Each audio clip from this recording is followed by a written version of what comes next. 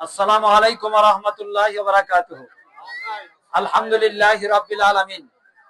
সম্মানিত মুসল্লিনে কেরাম, রোজার ইফতারের ঠিক পূর্ব মুহূর্তে আপনাদের সামনে উপস্থিত হতে পেরেছি, এই জন্য আল্লাহর দরবারে শুকরিয়া। আলহামদুলিল্লাহ, এটা রোজার মাস, কোরআন নাজিলের মাস, কোরআন বিজয়ের মাস। আর সেই কোরআনের সৈনিক হইলাম আমরা।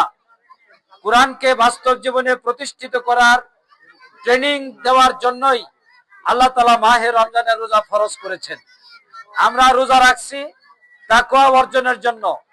এই গুণের মাধ্যমেই কোরআনকে আমরা বিজয়ী করব, এই যোগ্যতা অর্জনের জন্য। পবিত্র মাহে রমজানের এই রোজার ইফতারের পূর্বে আপনাদের কাছে আহ্বান রাখবো, আমরা কোরআনকে সামনে রেখে নির্বাচনে অংশগ্রহণ করেছিলাম, আমরা পরাজিত হই নাই, আমরা বিজয়ী হয়েছি আল্লাহর রহমতে। 1,01,000 মানুষ কোরআনের পক্ষে তাদের রায় দিয়েছে, আর ওনারা 1,27,000 পেয়েছেন কেন্দ্র দখল করে, ভোট চুরি করে, বিভিন্ন ভাবে। সুতরাং প্রকৃত বিজয় কোরআনের পক্ষে আমাদের হয়েছে। এই বিজয় আমাদেরকে ধরে রাখতে হবে। আপনারা কাজ করবেন মাঠে ময়দানে।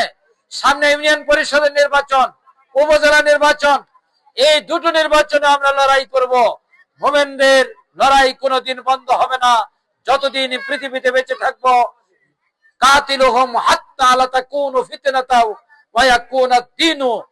তোমরা ততক্ষণ পর্যন্ত আল্লাহর পথে লড়াই করো যতক্ষণ পর্যন্ত না আল্লাহর জমিন, আল্লাহর দ্বীন কায়েম হবে আর ফিতনা নির্মূল না হবে। সুতরাং আমাদের লড়াই চলবে ফিতনা নির্মূল না হওয়া পর্যন্ত। আপনারা রাজি আছেন তো? আমি কোরআনের পক্ষে, আল্লাহর দ্বীনের পক্ষে লড়াই করছি আপনাদেরকে নিয়ে। এটাই আমাদের বিজয় যে আমরা কোরআনকে আঁকড়ে ধরে রাখতে পেরেছি। আগামী দিনে আপনারা কাজ করবেন, আমি আপনাদের প্রতি কৃতজ্ঞ, সবসময় দোয়া করব। এটা হাসান জামাল সাহেবের পদধূলি ধন্য জায়গা। এই জায়গা রমজান আলী সাহেবের মতো একজন নিষ্কণ্টক, একজন খালেস লোকের ময়দান। এই ময়দানের মর্যাদা আপনারা রক্ষা করেছেন।